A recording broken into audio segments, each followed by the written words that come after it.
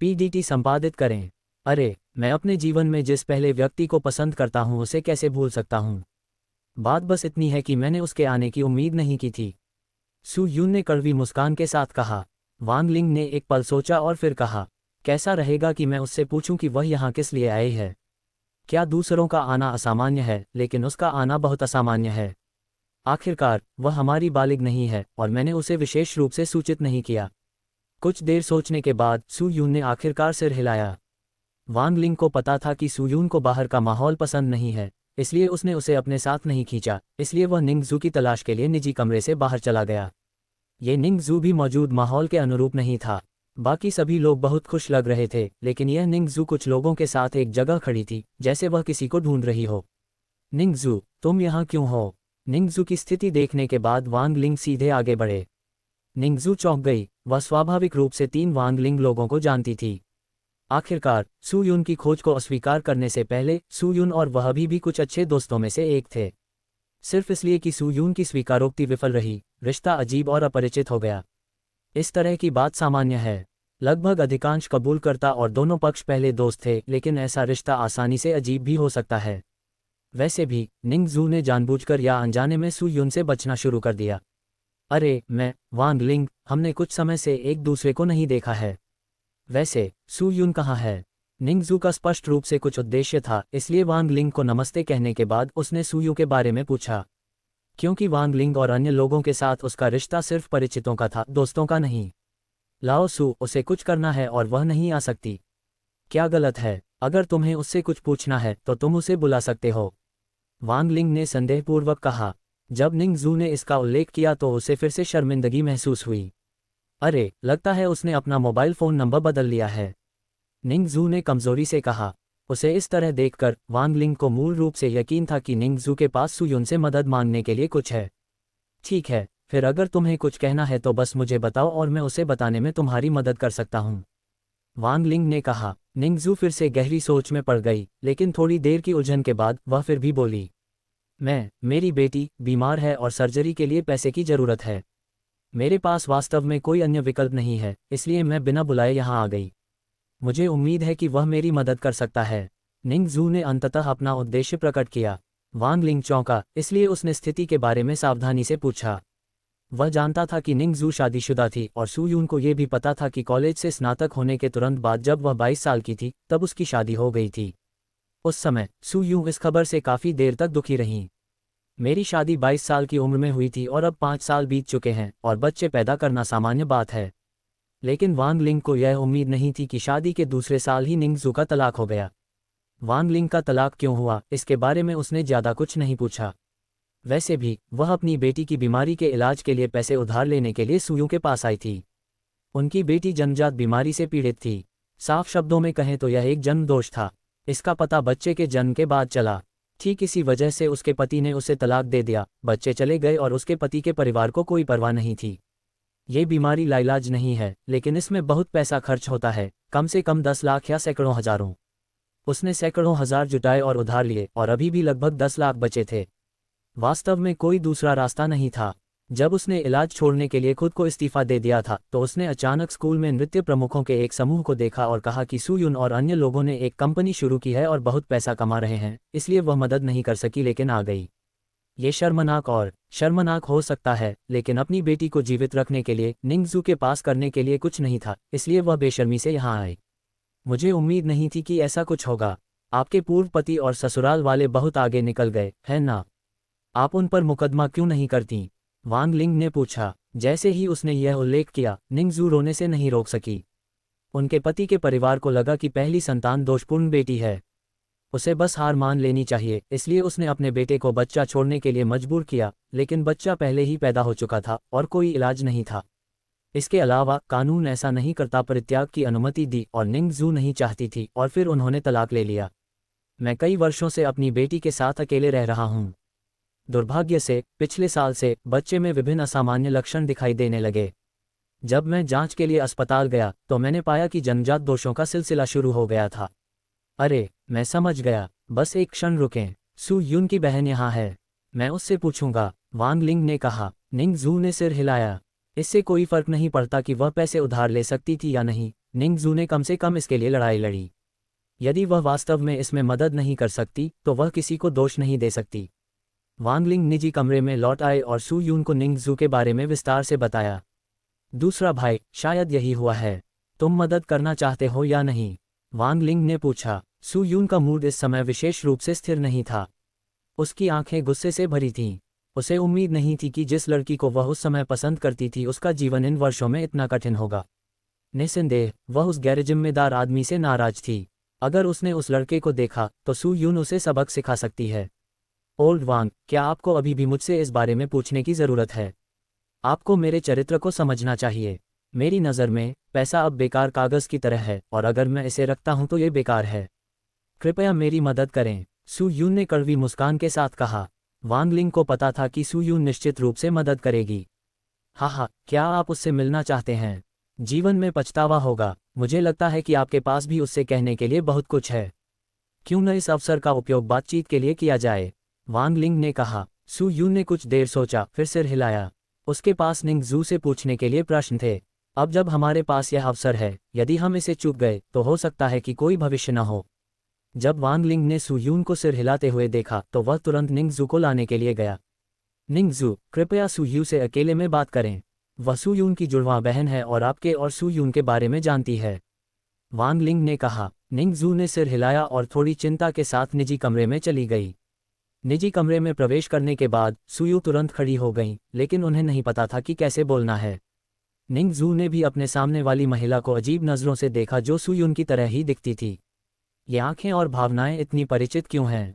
निंगजू अभी अभी सुयून से मिली थी। ये सिर्फ इतना है कि इस तथाकथित बहन सुयून ने उसे अपनेपन का एक अकथनीय एहसास दिया। निंगजू न केवल वह व्यक्ति है जिसे सुयून विश्वविद्यालय में पसंद करती है, वह वास्तव में हाई स्कूल में सुयू की सहपाठी है। हाई स्कूल में वह सुयून की दुर्लभ महिला मित्र थी और वह अक्सर उसके साथ बातचीत करती थी। यह उसकी वजह से था कि सुयून ने उसी स्कूल के लिए आवेदन किया था। हेलो बहन सुयू, मैं निंगजू हूँ, निंगजू ने नमस्ते कहा। हालांकि उसके विनम्र शब्दों को सुयून ने बाधित कर दिया था। विनम्र शब्दों का प्रयोग बंद करो। मैं तुम्हारे और तुम्हारे बच्चे के मामलों को जानता हूँ। मैं तुम्हारी मदद करूंगा, लेकिन मेरे पास एक सवाल है जो मैं अपने भाई की ओर से तुमसे पूछना चाहता हूँ, सू यून ने कहा। निंगजू थोड़ी देर के लिए झिझकी और साथ ही उसके चेहरे पर बेहद खुशी के भाव दिखे। उसकी बेटी बच गई। सिस्टर सू यू, कृपया मुझे बताएं, मैं उस प्रश्न को कभी मना नहीं करूंगा जिसका मैं उत्तर दे सकता हूं।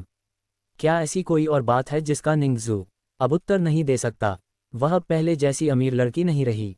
मेरा भाई हमेशा ये जानना चाहता था कि आप एक अच्छे दोस्त के बजाय एक ऐसे लड़के को क्यों चुनना पसंद करेंगे जिससे आप कॉलेज में मिले थे, जो कई सालों से आपके साथ है। वह सोचता है कि आप दोनों के बीच स्नेह की नींव है, सू यून ने कहा। लेकिन यह समस्या निंगजू को परेशान कर रही थी। उसकी खामोशी बड़ी अजीब थी। अगर वह नहीं मानी तो सीधे मना कर दें। वास्तव में अगर उसने सीधे तौर पर इनकार कर दिया तो उसे स्पष्ट रूप से कारण बताना चाहिए कि वे दोनों उपयुक्त क्यों नहीं थे। शायद हम प्रेमी और प्रेमिका नहीं हो सकते, लेकिन हम सिर्फ दोस्त तो हो सकते हैं। बेशक जब आप उस समय छोटे थे तो आप निश्चित रूप से उन चीज़ों के बारे में नहीं सोचते होंगे जैसे आप अब सोचते हैं, और अतीत हुए की तरह था, अतीत खत्म हो गया था। सू यून बस इसका कारण जानना चाहती थी। क्या ये प्रश्न महत्वपूर्ण है? मुझे याद है कि उन्होंने मुझसे उस समय कई बार पूछा था। निंगजू ने अपना सिर थोड़ा नीचे किया और एक व्यंग्यपूर्ण मुस्कान दिखाई। ये बहुत महत्वपूर्ण है। यह मेरे भाई के दिल में हमेशा एक कांटा रहा है। उसे अभी तक कोई गर्लफ्रेंड नहीं मिली है। क्या आप समझते हैं? सू यून ने अधीरता से कहा। निंगजू फिर से चौंका और फिर अविश्वास से सू यून की ओर देखा। 7 साल हो गए और अभी तक उसकी कोई गर्लफ्रेंड नहीं है। निंगजू को लगता है कि सू यून है एक उत्कृष्ट व्यक्ति और हमेशा के लिए अकेला नहीं रह सकता, है ना? ये सच है कि कॉलेज के दृष्टिकोण से सू यून वास्तव में उत्कृष्ट थी, लेकिन ये केवल अध्ययन के संदर्भ में था। व्यक्तित्व के मामले में सू यून में बड़ी खामियां थीं। पहले मेरे प्रश्न का उत्तर दो, सू यून ने फिर कहा। चूंकि उसके दिल में एक कांटा था जिसे उसने बाहर नहीं निकाला था, इसलिए उसकी महिलाओं में रुचि खत्म हो गई। पुरुषों के लिए इस तरह की चीज़ विशेष रूप से दुर्लभ नहीं है। क्या बहुत से सीधे आदमी ऐसे नहीं होते? मैं किसी अन्य महिला की तलाश करने के बजाय खुद को पेड़ से लटका लेना पसंद करूंगा। उस समय सू यून का भी यही विचार रहा होगा। यहाँ तक कि अगर उसे पता चला कि दूसरा पक्ष शादीशुदा है तो उसकी पहली प्रतिक्रिया राहत की नहीं बल्कि और भी अधिक निराश होने की थी। खैर, ये प्रश्न ही निरर्थक है। चूंकि वह हमेशा जानना चाहता है, मेरे कहने से कोई फर्क नहीं पड़ता।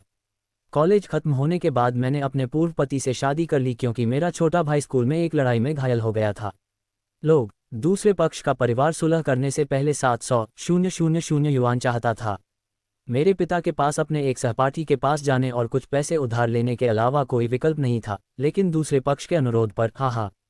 निंगजू ने कड़वी मुस्कान के साथ कहा, और उसने ये भी कहा कि तब तक। वास्तव में इस बिंदु पर सू यून मूल रूप से समझ गई थी। वह निंगजू की पारिवारिक स्थितियों के बारे में जानता था। उसका एक छोटा भाई था और जिस व्यक्ति से उसने शादी की थी वह सू यून को भी जानता था। वह हाई स्कूल में सहपाठी भी था, लेकिन वह उससे परिचित नहीं था। दूसरे वर्ग में पारिवारिक स्थितियां काफ़ी अच्छी प्रतीत होती हैं। सू यून मूल रूप से सामान्य स्थिति को समझती थी।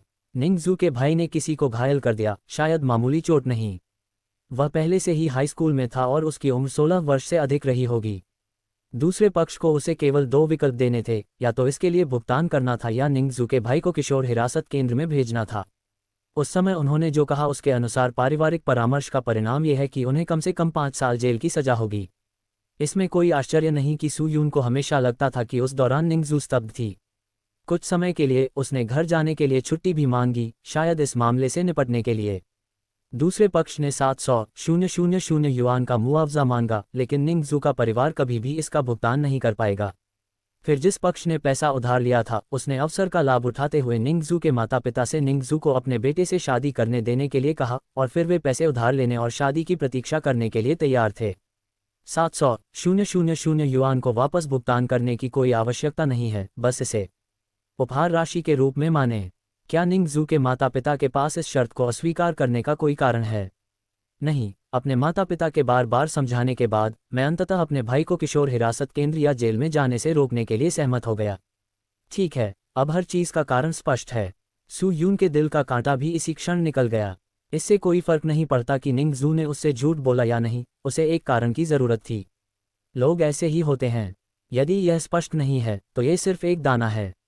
मैं समझता हूँ। आखिरकार यह मेरा परिवार है। उस समय हालात बहुत खराब थे।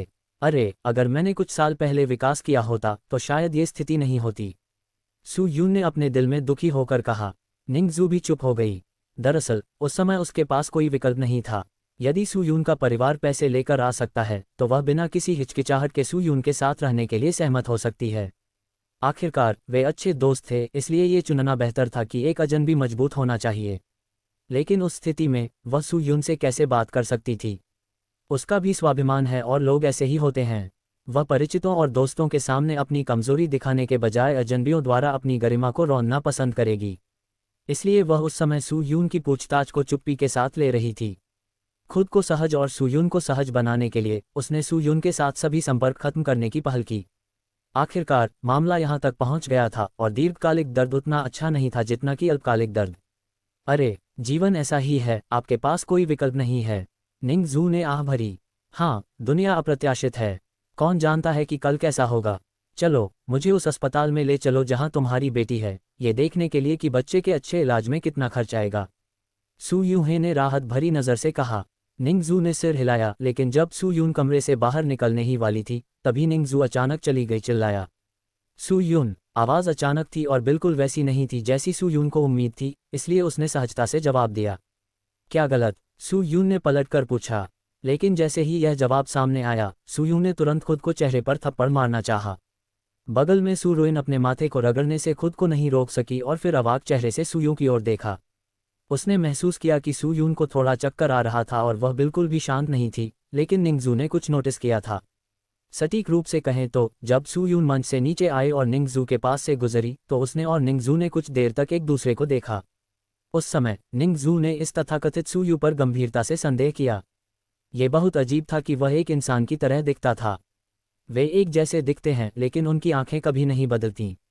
सबसे महत्वपूर्ण बात यह है कि निंगजू गारंटी दे सकता है कि सू यून एक इकलौती संतान है। घर पर कोई बड़ी बहन या छोटी बहन नहीं है। आखिर वे ग्रामीण इलाके से हैं। गर्मी की छुट्टियों के दौरान वह सू यून के घर भी खेलने जाती थी। मुझे पता है, सू यून, तुम ऐसी क्यों हो? ये पुष्टि करने के बाद कि उसके सामने वाला व्यक्ति सू यून था, निंगजू की शांत अभिव्यक्ति इस समय अचानक ढह गई। वह ये विश्वास करने को तैयार नहीं थी कि उसके सामने वाली महिला सू यून थी। आखिरकार उसकी याद में सू यून हमेशा एक बहुत ही आकर्षक व्यक्तित्व वाला एक अकेला लड़का रहा था। उसके दिल में महत्वाकांक्षाएं और आदर्श थे, लेकिन वह एक समय बड़ा आदमी था। अब लड़का औरत कैसे बन गया? सू यून को सिर दर्द था। दरअसल वह जानती थी कि उसमें कई खामियां हैं। दूसरों को नहीं पता था कि वह इकलौती बच्ची थी, लेकिन निंगजू को ये पता था, और वह इसे बहुत अच्छी तरह से जानती थी। अरे, आप अब भी पहले की तरह सावधान हैं। मैं वास्तव में इसे आपसे छिपा नहीं सकता। हाँ, यह मैं हूँ। सू यून ने पलटकर व्यंग्यपूर्ण मुस्कान के साथ कहा। मुझे नहीं पता कि निंगजू ज्यादा सोच रही है या नहीं। सबसे पहले उसकी पहली प्रतिक्रिया ये थी कि यदि उसके सामने वाला व्यक्ति सू यून था तो उसने निश्चित रूप से सेक्स रीअसाइनमेंट सर्जरी करवाई होगी। उस समय सू यून को अस्वीकार करने के बाद उसने उसे फिर कभी नहीं देखा। तो वह सोच रही थी कि क्या उसने तब सू यून को चोट पहुंचाई थी, इसलिए उसने सू यून को एक पुरुष के रूप में अपनी पहचान छोड़ने पर मजबूर कर दिया था। निस्संदेह यह उसका अत्यधिक सोचना होगा, लेकिन यह एक उचित धारणा भी है, अन्यथा यह अस्पष्ट होगा। अब मुझे निंगजू का मूड और अधिक खराब हो गया। उसने व्यक्तिगत रूप से महसूस किया कि उसने ही हुआन सू यून को ऐसा बनाया था, और उसकी आत्मदोष की भावना उस समय से भी अधिक असहज थी जब उसे किसी ऐसे व्यक्ति से शादी करने के लिए मजबूर किया गया था जिसे वह पसंद नहीं करती थी। सबसे पहले उन्होंने सू यून को अस्वीकार कर दिया। ये गलत और सही नहीं है। सू यून भी समझ सकती है कि जीवन में केवल एक ही विकल्प है। कोई भी दूसरे व्यक्ति को दोष नहीं दे सकता, लेकिन अगर अपनी पसंद के कारण वह किसी ऐसे व्यक्ति को गहरा दुख पहुंचाता है जो कभी उसे पसंद करता था, तो एक अच्छे दोस्त के साथ रहना एक दर्दनाक बात है। उसने सू यून को बहुत स्पष्ट रूप से देखा। सू यून हर बार उसे इसी तरह देखती थी। सू यून कुछ भी समझाने में सक्षम नहीं लग रही थी, और वह समझाना भी नहीं चाहती थी। ये कहने में कोई समस्या नहीं लगती कि उसने लिंग बदल लिया है। वह मूल रूप से एक पुरुष थी और एक महिला बन गई।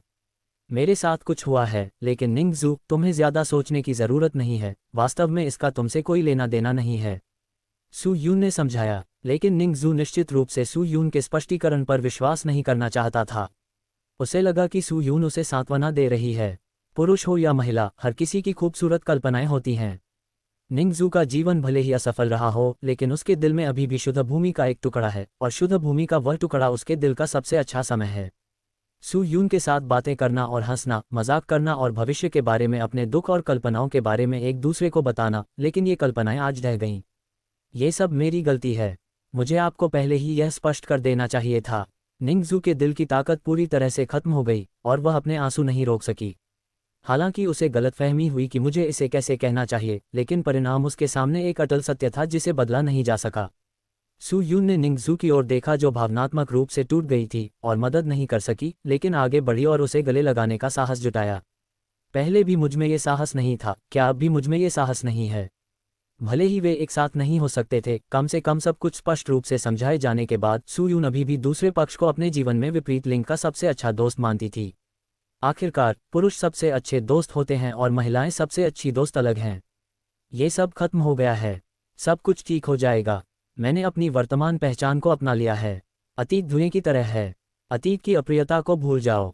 सू यून ने धीमी आवाज में सांत्वना दी, क्योंकि सू यून को लगा कि निंगजू की तुलना में उसका अपना अनुभव काफी बेहतर था। ऐसी लड़की अपने परिवार के लिए बहुत सारी चीजें संभाल सकती है। दूसरे पक्ष पर सवाल उठाने और आरोप लगाने के लिए उसके पास क्या योग्यताएं थीं? वह अभी भी बहुत अनुकूल और अपरिपक्व थी, इसलिए शायद उसे इस मामले के बारे में नहीं पूछना चाहिए।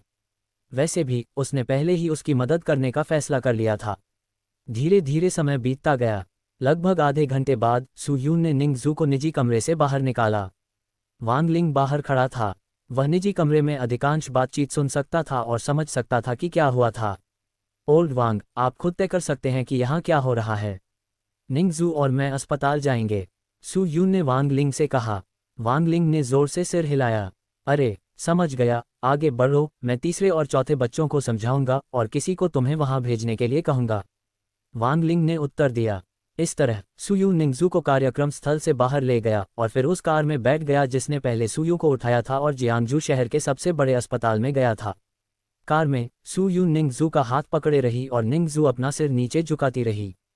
तुमको नहीं पता था कि सू यून का सामना कैसे करना है। निंगजू, क्या तुम खुश हो सकती हो?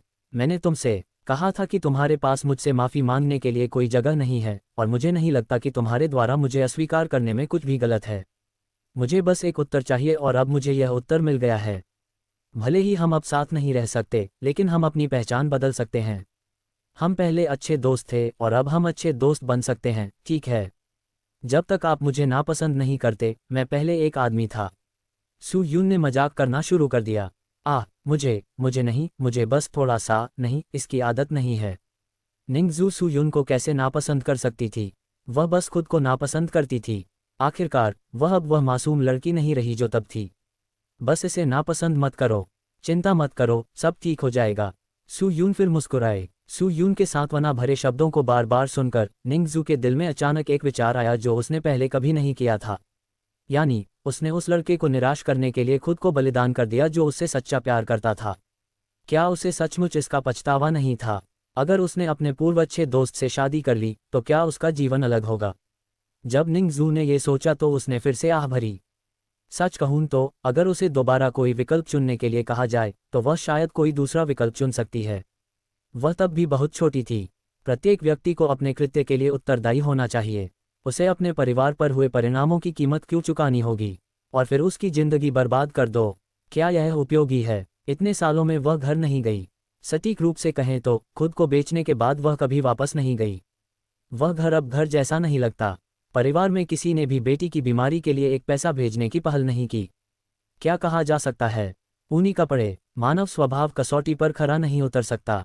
कई बार रिश्तेदारों के बीच भी किसी को ये देखना पड़ता है कि क्या यह मूल्यवान है, और निंगजू के मूल्य को उसके परिवार ने खत्म कर दिया है।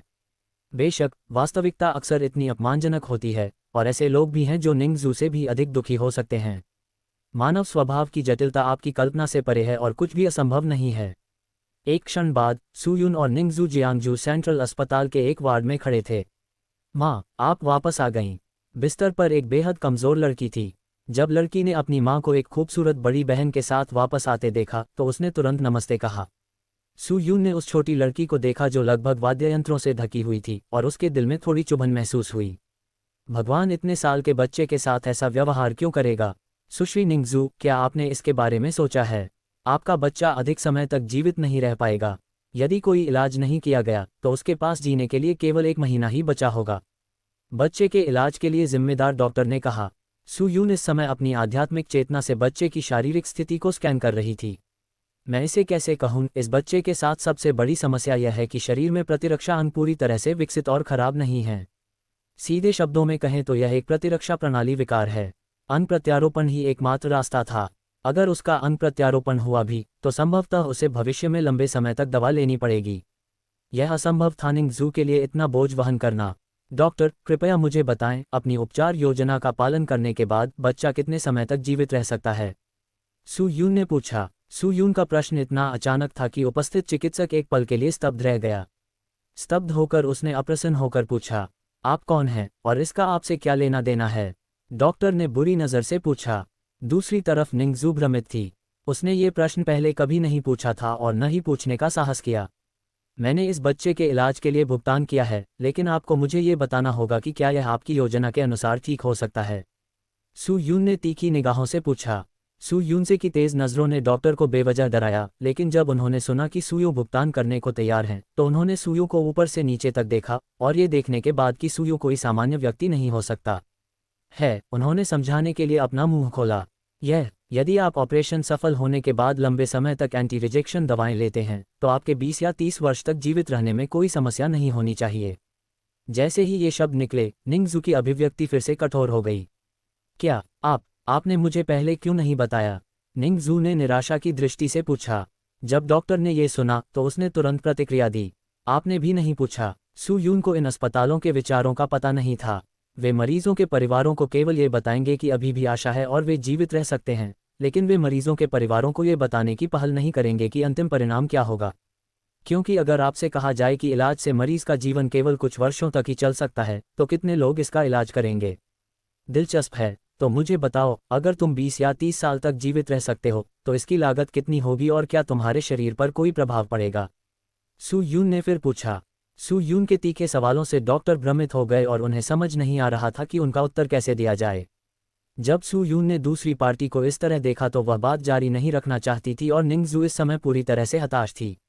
डॉक्टर की प्रतिक्रिया को देखते हुए भले ही अब उसका इलाज किया जाए, उसकी बेटी की बेटी शायद सामान्य नहीं हो पाएगी और केवल जीवित रहेगी।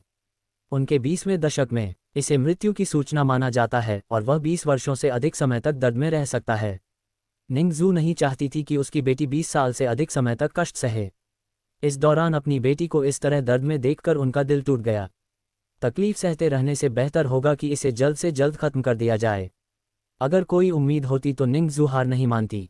हालांकि डॉक्टर ने मूल रूप से यह स्पष्ट कर दिया था कि मृत्यु में केवल देरी हो सकती है। इसके अलावा अगर डॉक्टर ने यह नहीं कहा तो निंगजू ने यह भी अनुमान लगाया कि सामान्य परिस्थितियों में वह 20 वर्ष तक जीवित रह सकता है, लेकिन यदि इस अवधि के दौरान अन्य जटिलताएं होती हैं तो इसका उनसे कोई लेना देना नहीं है। यह माँ ही है जो तुम्हें माफ़ नहीं कर सकती, इसलिए मुझे तुम्हें इस दुनिया में नहीं आने देना चाहिए था।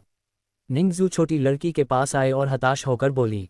इस छोटी लड़की का नाम निंगयू है और तलाक के बाद उसने अपना उपनाम निंगजू रख लिया। माँ मैं तुम्हें दोष नहीं देता, मुझे दर्द होता है। छोटी बच्ची ने रोते हुए कमजोर स्वर में कहा।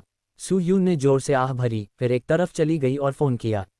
हेलो मिस्टर झाओ, मुझे किसी चीज़ में आपकी मदद चाहिए। ये बहुत महत्वपूर्ण है, सू यून ने कहा। दूसरी तरफ झाओ ही एक पल के लिए स्तब्ध रह गया, ये सोचकर कि सू यून ने उसे आगे आने और इम्यूनोडेफिशिएंसी बीमारी वाले एक बच्चे को विदेशी स्टेशन पर ले जाने के लिए कहा था। वर्तमान चिकित्सा तकनीक से इस बच्चे का इलाज करना असंभव है।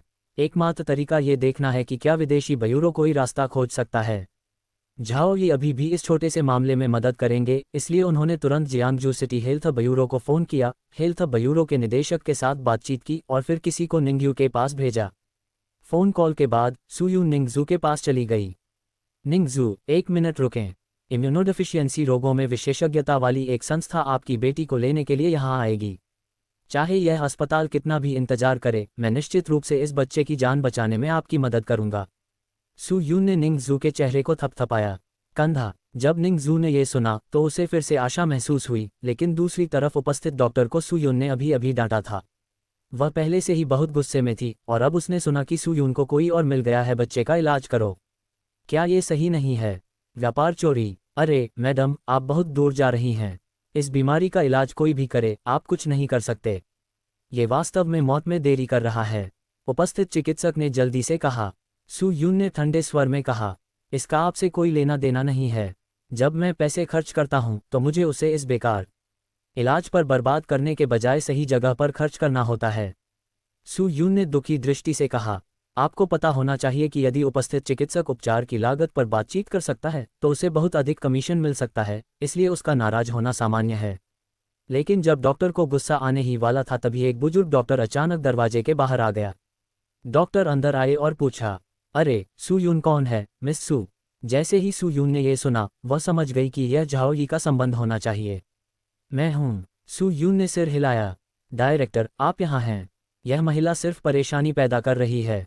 वह बच्चे को इलाज के लिए दूसरी जगह भेजना चाहती है, उपस्थित चिकित्सक ने तुरंत आगंतुक को बताया। लेकिन इससे पहले कि वह अपनी बात पूरी कर पाता, एक अधेड़ उम्र के डॉक्टर ने उसे रोक दिया। बातचीत बंद करो। ये युवती यह निर्णय लेने के लिए स्वतंत्र है कि वह इलाज के लिए कहाँ जाना चाहती है। कृपया तुरंत स्थानांतरण प्रक्रिया से गुजरें, निर्देशक ने शांति से कहा। ये सुनकर उपस्थित डॉक्टर असहाय और क्रोधित हो गए, लेकिन उनके पास डिस्चार्ज प्रक्रियाओं से गुजरने के अलावा कोई विकल्प नहीं था। उसी समय अस्पताल के नीचे एक एम्बुलेंस आ गई थी और केवल डॉक्टर की पोशाक पहने हुए 2 लोग दिखाई दे रहे थे। वह जल्दी से ऊपर चला गया और जल्द ही सू यून के स्थान पर पहुंच गया। आप मिस सू हैं, ठीक है? इंस्टीट्यूट ऑफ इम्यूनोलॉजिकल डिजीज के हमारे निदेशक ने हमें इस बच्चे को लेने के लिए कहा। उन दोनों ने वार्ड में प्रवेश करने के तुरंत बाद सू यून से कहा, ठीक है, लोगों को ले जाओ। निंगजू, हम भी चलेंगे, सू यून ने कहा। निंगजू ने सिर हिलाया। उसमें ज़्यादा योग्यता नहीं थी। अब वह केवल सू यून पर भरोसा कर सकती थी। यदि सू यून को मिले कनेक्शन से उसकी बेटी की बीमारी ठीक नहीं हो पाती तो उसे बिल्कुल भी उम्मीद नहीं होती। इस तरह डॉक्टर ने निंगयू के लिए उपकरण हटा दिए और फिर निंगजू को सू यून के साथ शहर के अस्पताल छोड़ने के लिए कहा और फिर एक कार लेकर एलियन ब्यूरो में चले गए। सुश्री निंगजू, हमारा संस्थान एक गोपनीय संस्थान है।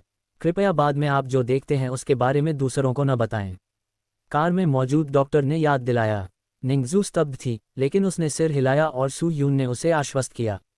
इस तरह वे जल्दी से एलियन ब्यूरो के भूमिगत प्रवेश द्वार पर पहुंचे और भूमिगत गुप्त प्रवेश द्वार के माध्यम से एलियन ब्यूरो में प्रवेश किया।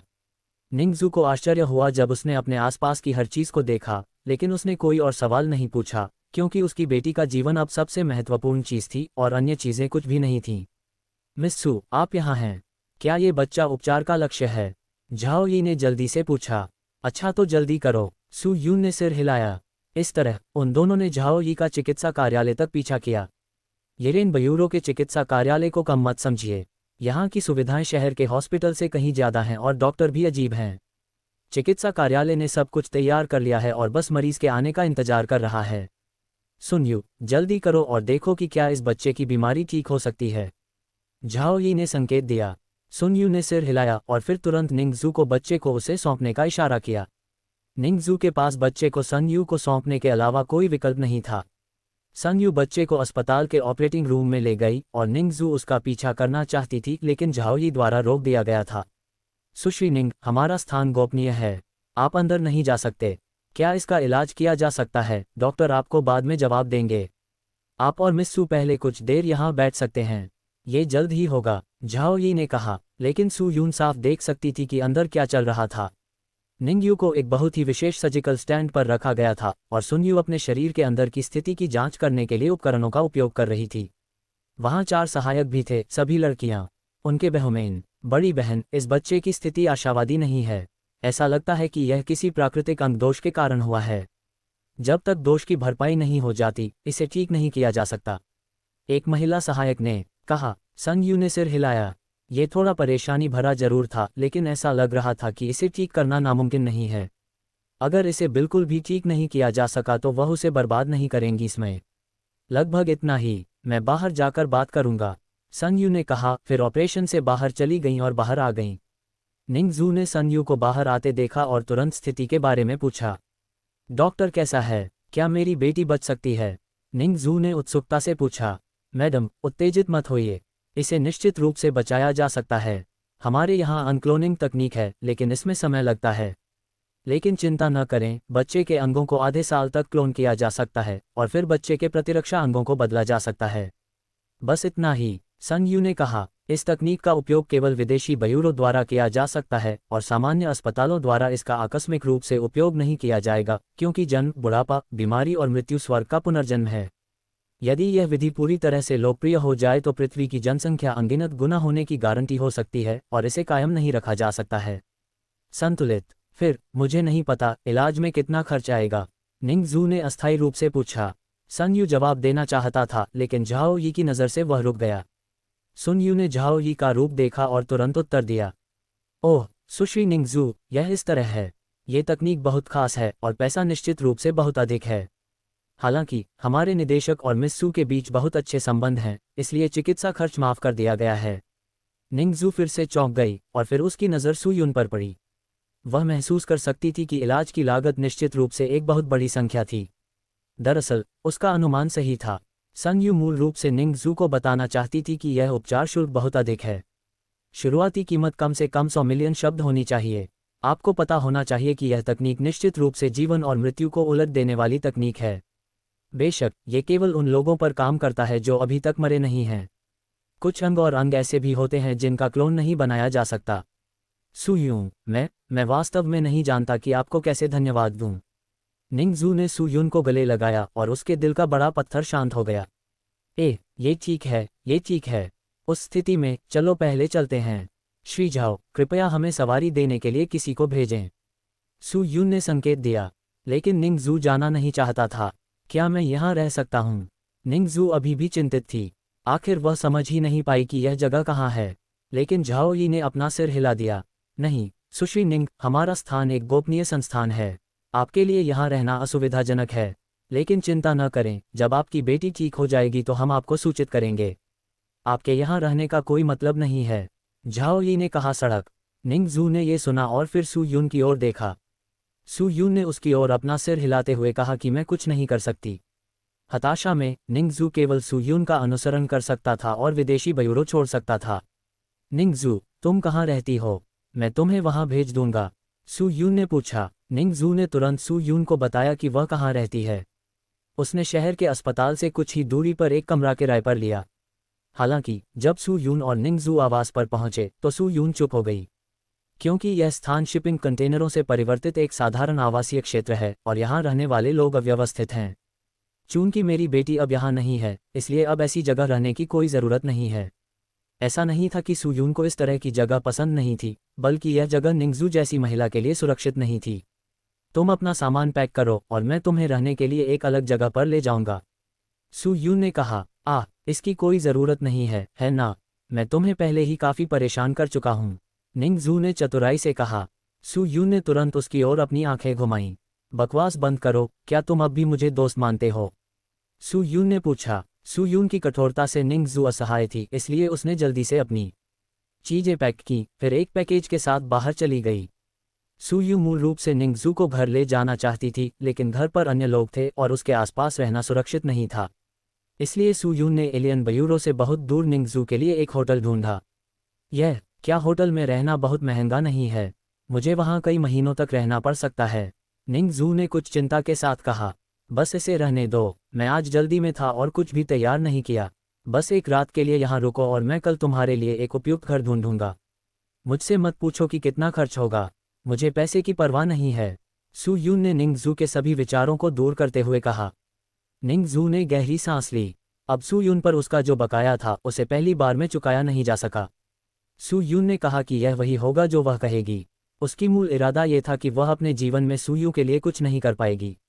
कोई पछतावा नहीं, ऐसा कोई रास्ता नहीं था जिससे वह सुयून का एहसान चुका सके। वह अपने अलावा और क्या कर सकती थी?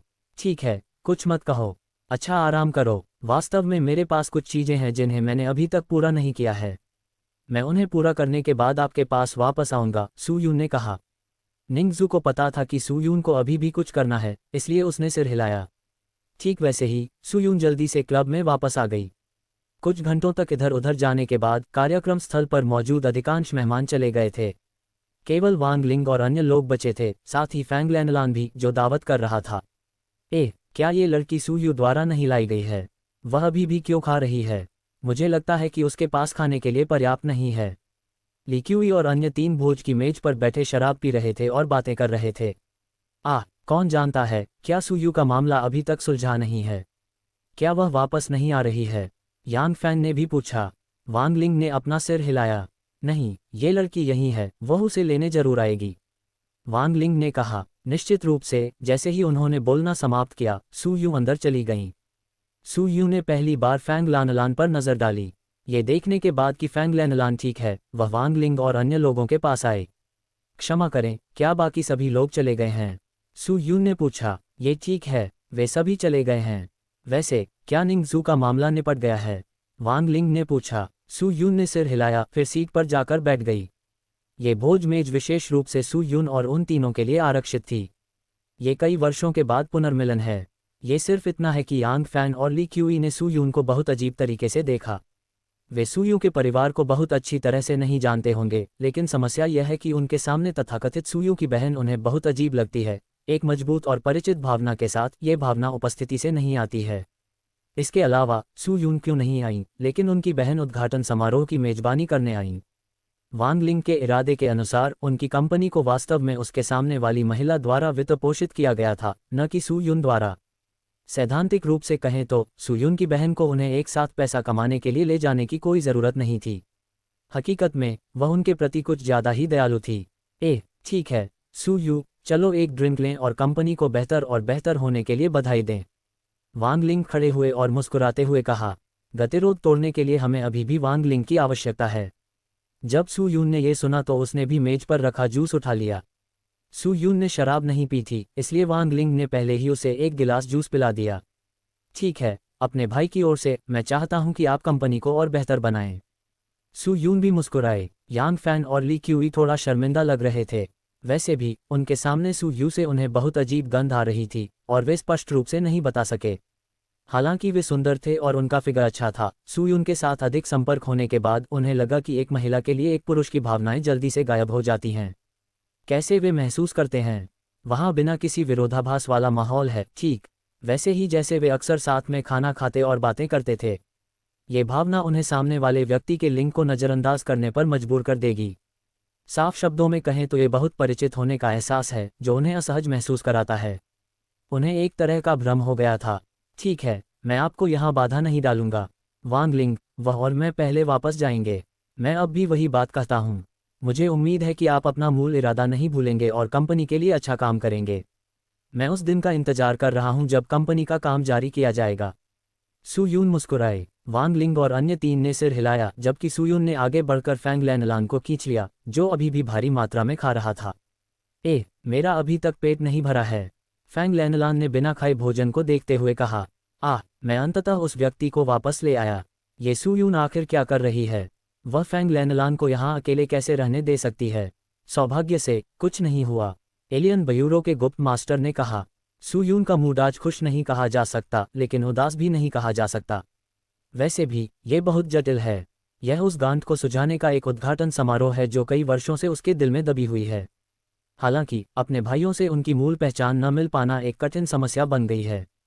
वास्तव में आपको अन्य लोगों की राय की परवाह करने की ज़रूरत नहीं है। क्या ये सिर्फ एक नहीं है महिला बनने की बात? ये कितनी बड़ी बात है। यदि अन्य लोग इसे स्वीकार करने को तैयार हैं तो इसे स्वीकार करें। तो क्या हुआ अगर वे इसे स्वीकार नहीं करते?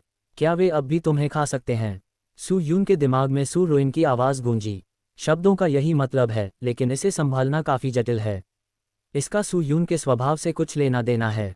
सू यून बाहरी मामलों से निपटने में अधिक सीधी हैं, लेकिन जब कुछ आंतरिक समस्याओं का सामना करना पड़ता है तो वह बहुत झिझकती हुई लगती हैं।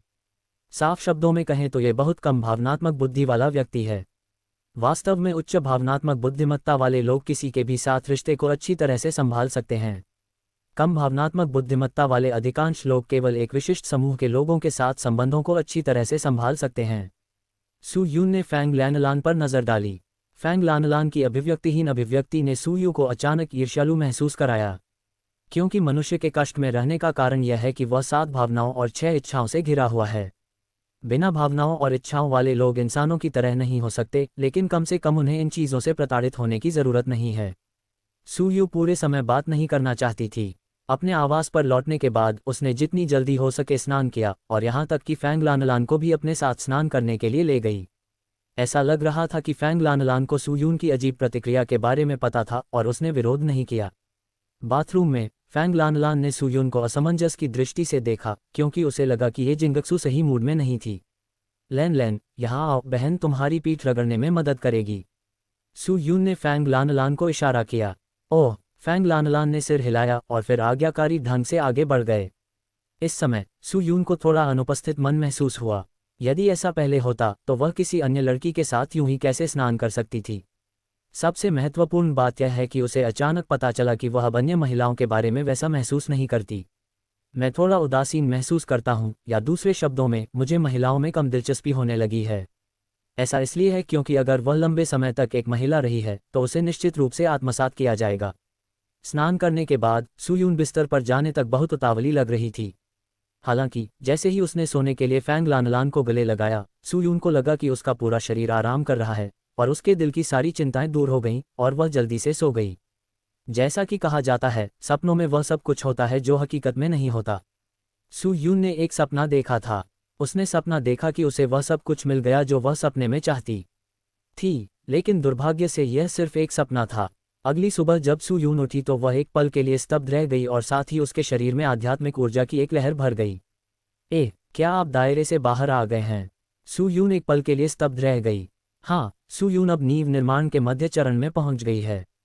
नींव निर्माण का मध्य चरण नींव निर्माण के प्रारंभिक चरण की तुलना में लगभग 30% अधिक मजबूत होता है, लेकिन ये 30% निश्चित रूप से इस युग में एक बड़ा सुधार है।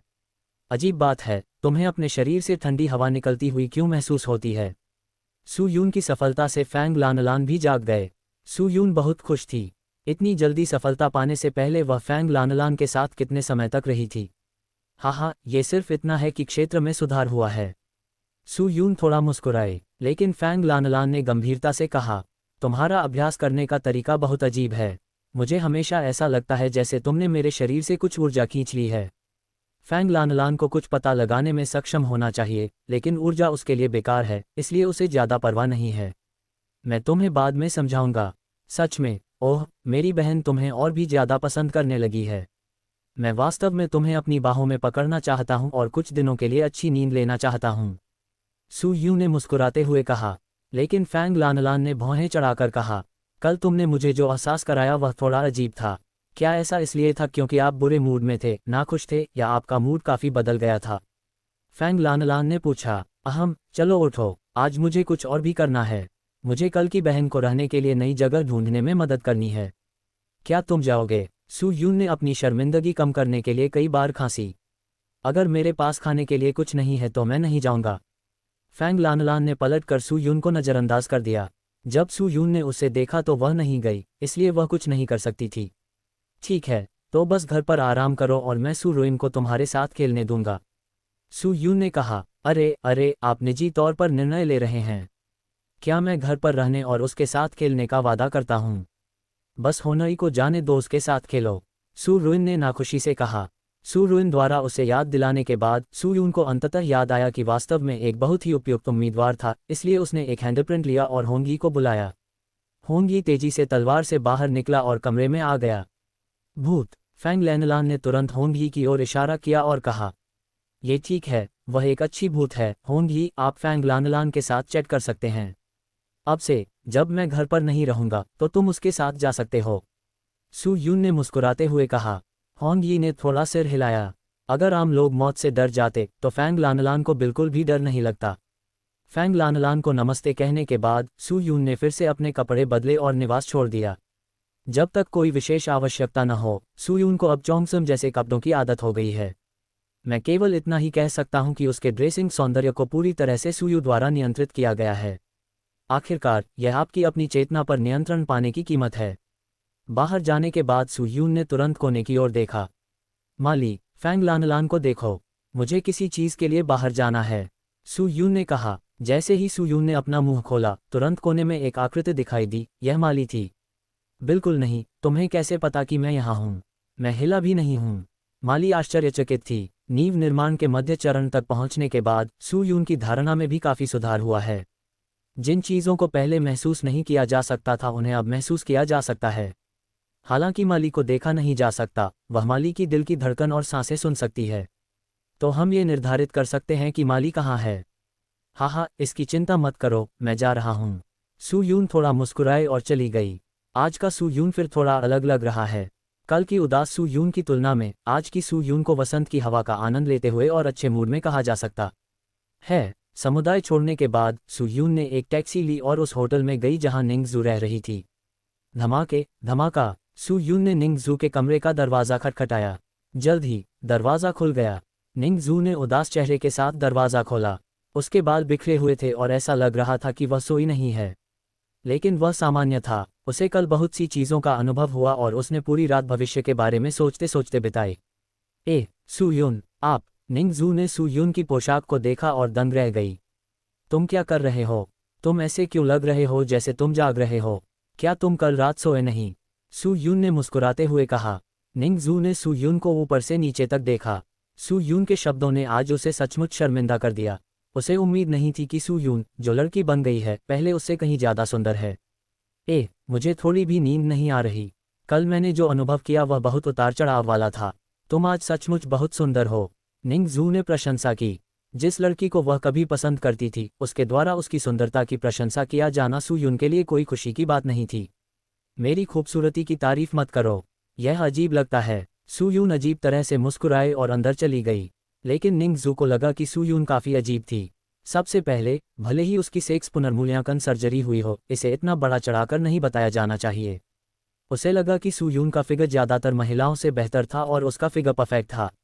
यदि वह बचपन से ही सेक्स रीअसाइनमेंट सर्जरी कराती तो यह वास्तव में समझ में आता। लेकिन समस्या यह है कि अगर सू यून को सेक्स रीअसाइनमेंट सर्जरी की ज़रूरत है तो ये स्नातक स्तर की पढ़ाई के बाद होनी चाहिए। स्नातक स्तर की पढ़ाई के बाद सू यून कम से कम 23 साल का होगा। एक 3 साल का वयस्क पुरुष इतना परिपूर्ण और सुंदर बन सकता है। वास्तव में कल निंग जू के शांत होने के बाद वह थोड़ी उलझन में थी। क्यों तुमने लड़की बनना चुना है? क्या आप अपनी सुंदरता के लिए प्रशंसा पाने की आदी नहीं हैं? वास्तव में मुझे लगता है कि आप बिल्कुल परफेक्ट दिखते हैं। यदि आपकी धंसी हुई आंखें न होती तो मैं वास्तव में आपका मूल्यांकन नहीं कर पाता। ये सू यून है, निंग जू ने कहा। कोई दूसरा रास्ता नहीं है। सू यून और सू यू के बीच का सौदा इस प्रकार है। स्वयं को छोड़कर बाकी सब कुछ सू यू का है। तो कहा जाता है कि सू यून का शरीर एक व्यक्ति द्वारा नियंत्रित होता है, लेकिन वास्तव में ये 2 लोगों द्वारा नियंत्रित होता है। सू यून वह शरीर की आंतरिक चेतना को नियंत्रित करता है और सू यू शरीर के अवचेतन मन को नियंत्रित करता है। आत्म जागरूकता और अवचेतना के बीच क्या अंतर है? आत्म जागरूकता स्वयं की समझ है, जैसे ये जानना कि वह एक व्यक्ति है, ये जानना कि वह कभी मनुष्य था, और चेतना क्या है। अवचेतन है कहना बहुत आसान है। उदाहरण के लिए, सुयू के अवचेतन के अनुसार जिस तरह से उसने कपड़े पहने हैं वह निश्चित रूप से काम नहीं करेगा, तो वह सहज रूप से विरोध करेगी। उसका मूल पसंदीदा रंग भले ही काला रहा हो, लेकिन ऐसा लगता है कि सुयू के अवचेतन द्वारा नियंत्रित होने के बाद उसका सौंदर्यशास्त्र बहुत बदल गया है। जो चीज़ें उसे पहले नापसंद थीं, वे अब आपत्तिजनक नहीं रह जाएंगी। जिन चीज़ों में वह पहले अच्छी नहीं थी अब उनमें अच्छी हैं। सुयून को चीज़ों को याद रखने की ज़रूरत नहीं है। उदाहरण के लिए, सुयून को खुद ऐसी ऊंची एड़ी पहनने का कोई अनुभव नहीं है, न ही चोंगसम पहनने का, लेकिन जैसे ही वह इसे पहनती है, वह जानती है कि और अधिक खूबसूरती से कैसे चलना है। वैसे भी, उसके मुंह को छोड़कर बाकी सब मूल रूप से सुयून के नियंत्रण से बाहर है। मध्य, और जिस क्षण उसने सुयू को स्वीकार किया, सुयू को उसके शरीर से अलग करना मूल रूप से असंभव था। यह इतना आसान था। कुछ चीज़ें हैं जो मैं आपको नहीं बता सकता, लेकिन आपको बस ये समझने की ज़रूरत है कि ऐसा बनने का मेरा इरादा नहीं था, न ही एक महिला बनने का मेरा इरादा था। सुयून ने समझाया। निंगजू बता सकती थी कि सुयून के पास एक रहस्य था, लेकिन उसका पूछने का इरादा नहीं था। ठीक है, ठीक है। अरे, मुझे कल पूरी रात नींद नहीं आई। क्या आप उस एजेंसी को बताने में मेरी मदद कर सकते हैं और मुझे समय समय पर एयर से मिलने की इजाज़त दे सकते हैं? निंगजू ने अचानक अनुरोध किया, लेकिन सुयून को फिर भी अपना सिर हिलाना पड़ा। हालांकि वह जानती थी कि एक माँ के रूप में निंगजू अपने बच्चों के बारे में चिंतित थी। निंगजू एक सामान्य व्यक्ति थी और अजनबियों के साथ अत्यधिक संपर्क के लिए उपयुक्त नहीं थी। अगर तुम जाओगे भी तो मुझे देख नहीं पाओगे। बस धैर्य रखो, सुयून ने सांत्वना दी। निंगजू के पास कोई विकल्प नहीं था।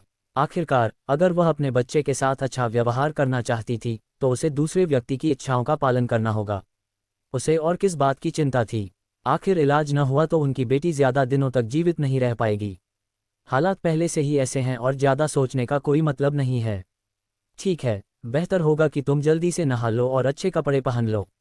यह एक गड़बड़ है। आप उस समय की हाई स्कूल कक्षा की सुंदरता की तरह नहीं दिखती। देखो, तुम उस समय कितने अच्छे दिखते थे। सुयून ने उसी समय अपना मोबाइल फ़ोन निकालते हुए मजाक किया। उसके गुप्त फोटो एल्बम से एक तस्वीर निकाली। फोटो मिलने के बाद उसने अपना फ़ोन निंगजू के सामने रखा और उसे दिखाया। जब निंगजू ने फोटो देखी तो वह दंग रह गई। फोटो में एक युवा दिखने वाली लड़की अपने हाई स्कूल में बैठी थी। फूलों की क्यारी के सामने उसने सामने वाले व्यक्ति को एक उज्ज्वल मुस्कान दिखाई। वह लड़की निश्चित रूप से लगभग 10 साल पहले की निंगजू थी, और जिसने उसकी तस्वीर ली थी उसका नाम सुयून था। अपने पूर्व स्वरूप को देखते हुए निंगजू की भावनाएं स्पष्ट रूप से नियंत्रण से बाहर थीं। सुयून से मिलने से पहले वह बहुत मजबूत थी। यहाँ तक कि जब उनकी बेटी बीमार थी और उन्होंने अपने पूर्व पति को तलाक दे दिया, तब भी उन्होंने एक भी आंसू नहीं बहाया। लोग ऐसे ही हैं, बड़े विरोधाभासी। जब वे किसी परेशानी का सामना करते हैं तो उनकी पहली प्रतिक्रिया इसे छिपाने का एक तरीका ढूंढना होता है और अपने रिश्तेदारों और दोस्तों को इसका पता नहीं चलने देना होता है, क्योंकि यह शर्मनाक होता है। जब चीज़ें छिपाई नहीं जा सकती, या जब उन लोगों को पता चल जाएगा जिनके साथ आप करीबी हैं, तो आपकी भावनाएं अचानक ढह जाएंगी, क्योंकि ज़्यादातर लोग सिर्फ मजबूत होने का दिखावा कर रहे हैं और वास्तव में बिल्कुल भी मजबूत नहीं हैं। जीवन हर तरह का है, और जब आप अलग अलग लोगों के साथ मिलते हैं तो आप स्वचालित रूप से अलग अलग मुखौटे पहन लेंगे। लेकिन एक बार मास्क उतर जाने के बाद उसे दोबारा पहनने की कोशिश करना एक मजाक है। यहाँ, क्या आप अभी भी ये तस्वीर रखते हैं? सुयून, क्या मैं उस समय की तुलना में बहुत बड़ा हूँ? निंगजू ने उसके चेहरे को छुआ और लाल आंखों से पूछा। निंगजू की शादी हो जाने के बाद वह अपने पूर्व स्व का सामना करने से डर गई और उसने अपनी पिछली सभी तस्वीरें लगभग हटा दी, क्योंकि हर बार जब वह अपने पूर्व स्व को देखती थी तो वह बहुत विडंबनापूर्ण दिखती थी। ठीक है, ठीक है, तुम फिर क्यों रो रही हो? जिंदगी एक सपने की तरह है, बस इसे एक सपना ही समझो। सुयून ने सांत्वना दी। निंगजू कड़वाहट से मुस्कुराए। अरे, मैं वापस नहीं जा सकता। जब तक मैं स्नान करके कपड़े बदल लूं तब तक मेरा इंतज़ार करना। शादी के बाद से मैं अच्छे से तैयार नहीं हुई हूँ।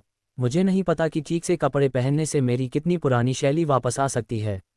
निंगजू ने कहा। थोड़ी देर बाद वह उठा, अपने बैग में कपड़े ढूंढे और अंत में बाथरूम में चला गया। जहाँ तक सुयून की बात है, सुयून बस चुपचाप बैठी रही। तुम्हारे साथ क्या समस्या है? तुम्हें ऐसा लगता है जैसे तुम शांत रहने की पूरी कोशिश कर रहे हो। चूंकि यह वही लड़की है जो तुमने कभी की थी, पसंद आया, आप इतने आरक्षित क्यों हैं? सुरुइन ने पूछा। अगर मैं अभी भी एक आदमी होता तो मैं किसी का भी पीछा करता, चाहे कुछ भी हो। हालांकि अब मैं थोड़ा व्यंग्यात्मक दिखता हूँ। सुयून ने इस स्त्री रूप को देखा और आह भरी। पाखंड, तुम मुझे अपनी मदद क्यों नहीं करने देती बहन? ऐसा नहीं है कि महिलाओं के बीच प्यार नहीं हो सकता, बात सिर्फ इतनी है कि वे फूल और फल नहीं पैदा कर सकती। हमारे समय में अजीब महिलाओं की एक जोड़ी थी, एक ताओवादी शिष्या थी और दूसरी दानव संप्रदाय की चुड़ैलें थीं। मुझे नहीं पता कि इन दोनों महिलाओं पर क्या गुजरी होगी, लेकिन उन्होंने वास्तव में दुनिया को जोखिम में डाला और सब कुछ की परवाह किए बिना ताओवादी जोड़े बन गए। सू रुइन ने मजाक किया। ये सुनकर सू यून थोड़ा स्तब्ध रह गई। एक पल के लिए उसे समझ नहीं आया कि क्या कहे।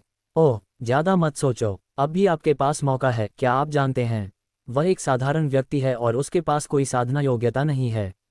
कुछ दशकों में वह फिर से अकेली हो जाएंगी। आप सचमुच अपना जीवन पूरा नहीं करना चाहते? गैप, सू रुइन ने मजाक किया। सू यून ने अपना मुंह खोला, कुछ कहना चाहती थी लेकिन कहना मुश्किल था। हा, मुझे आपकी मदद करने दीजिए। सू रुइन के ऐसा कहने के बाद वह सीधे सू यून के शरीर में समा गया। बिना साहस वाला व्यक्ति इतनी शक्तिशाली शक्ति होने पर भी डरपोक होता है। यदि आपसे बेतरतीब ढंग से लोगों को मारने के लिए नहीं कहा गया होता तो क्या आप नहीं देख पाते कि निंगजू को अपनी सुरक्षा के लिए किसी की तत्काल आवश्यकता है? आप क्या कर रहे हो? क्या चल रहा है? मैं कुछ कहना चाहता हूं लेकिन हिम्मत नहीं कर पाता, और मैं कुछ करना चाहता हूं लेकिन झिझक रहा हूं।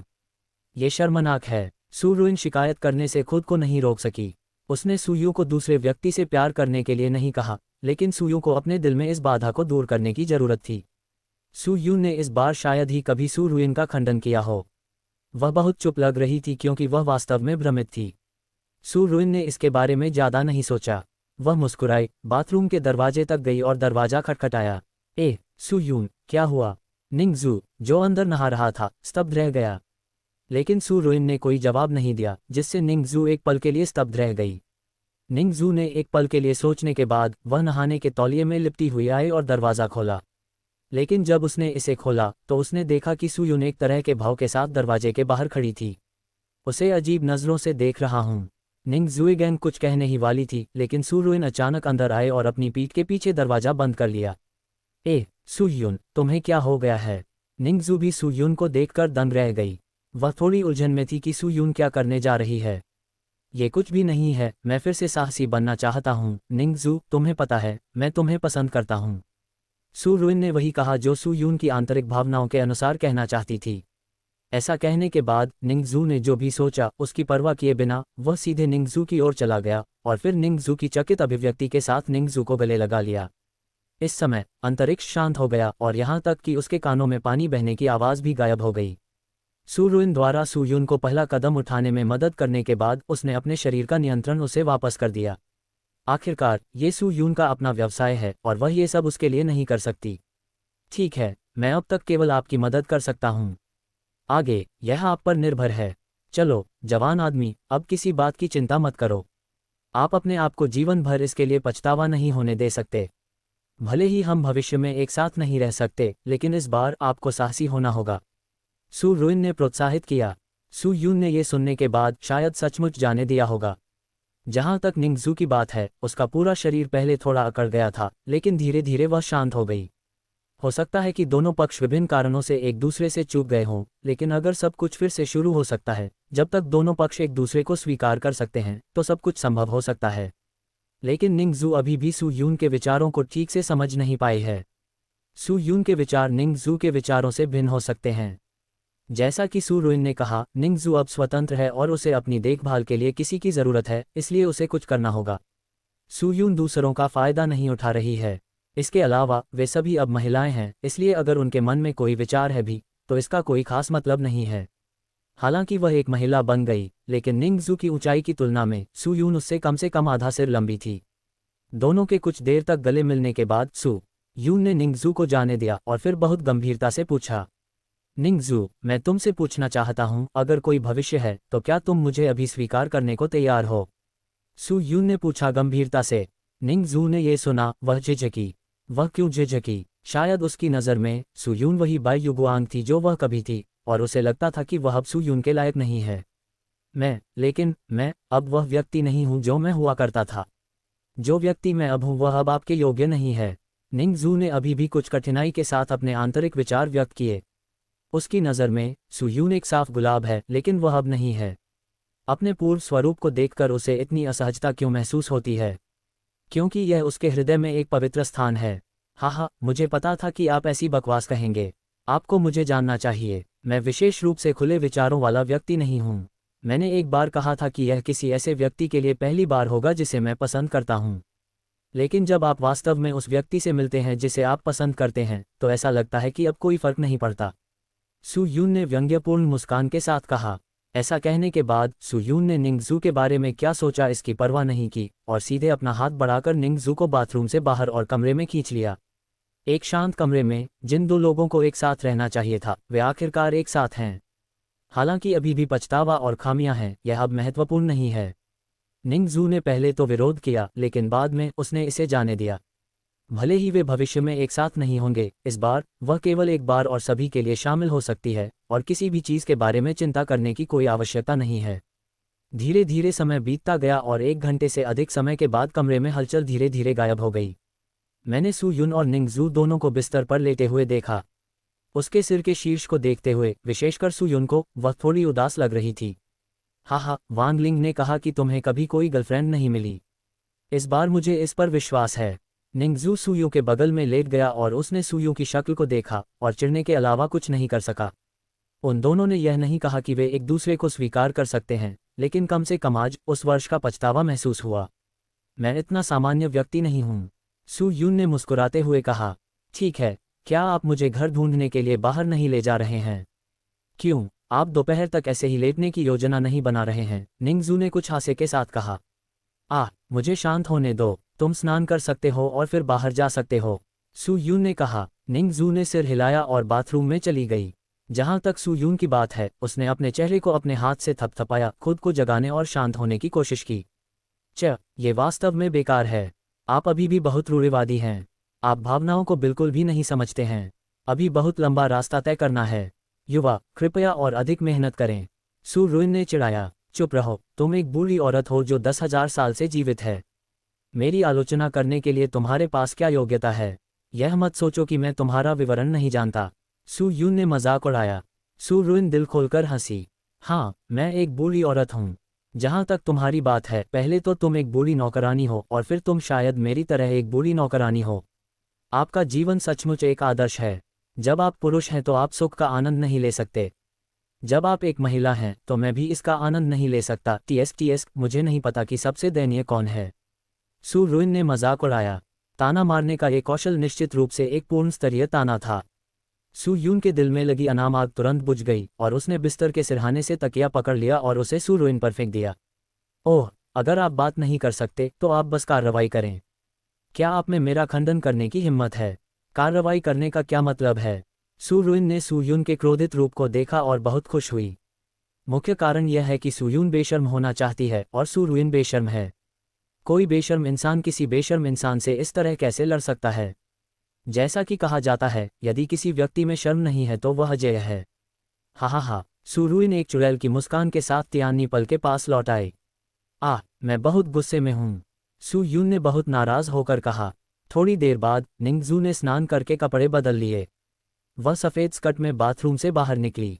उसके बाल करीने से व्यवस्थित थे और चेहरे पर हल्के मेकअप के साथ वह कम से कम 5 या 6 साल छोटी लग रही थी। सू यून के बारे में क्या ख्याल है? देखो मैं अब भी पहले जैसा कितना दिखता हूँ। निंगजू खुशी से बिस्तर के पास चली गई और सू यून को देखकर मुस्कुराई। ठीक है, 10 साल पहले के युवाओं की तुलना में मैं अब अधिक परिपक्व हो गया हूँ, सू यून ने उत्तर दिया। निंगजू चौंक गई और वह थोड़ी देर के लिए चुप रही। ये देखकर कि निंगजू का मूड थोड़ा अस्थिर लग रहा था, सू यून ने तुरंत विषय बदल दिया। मैं भी स्नान करने जा रहा हूँ। स्नान करने के बाद मैं भोजन करने के लिए बाहर जाऊंगा और फिर एक ढूंढूंगा रहने की जगह, सू यून ने कहा। जहां तक निंगजू की बात है, सू यून के बाथरूम में प्रवेश करने के बाद उसने जोर से आह भरी। सू यू को फिर से देखते हुए सू यू ने बाथरूम में प्रवेश करने के बाद ठंडे पानी से स्नान किया, जैसे कि ठंडा पानी उसे और अधिक जगह देगा।